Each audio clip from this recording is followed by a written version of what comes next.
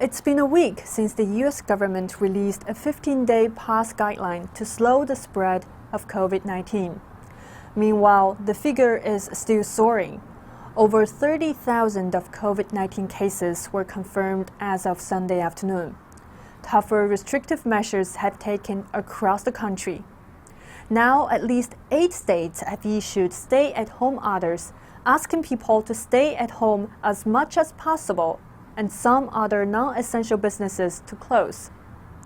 The United States also announced travel restrictions on its southern and northern borders with Mexico and Canada, which came into force over the weekend. Those limits on travel, going into work, and activities in public spaces have put the economy on virtually lockdown. The downstream effect of sharply lower spending is likely to soon result in job losses.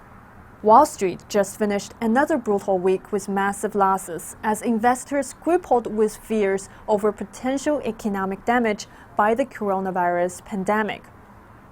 California Governor Gavin Newsom announced a statewide stay-at-home order last week for the most populous U.S. state.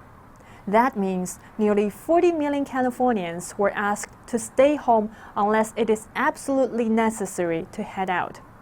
The governor said the decision is based on modeling projections that 56% of the state population will get infected over the next 8 weeks, with a gap of some 20,000 hospital beds for coping with the situation, and with Los Angeles, the second largest U.S. city, to be severely hit.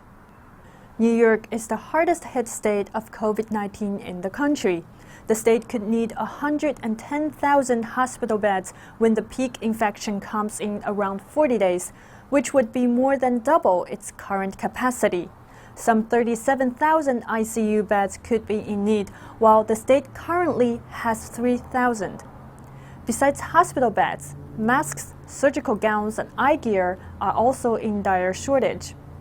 Health and Human Services Secretary Alex Azar testified before senators in late February that the country has 30 million N95 respirators in the strategic national stockpile, and that it needs 300 million for healthcare workers. Xinhua correspondent reporting from Washington, D.C.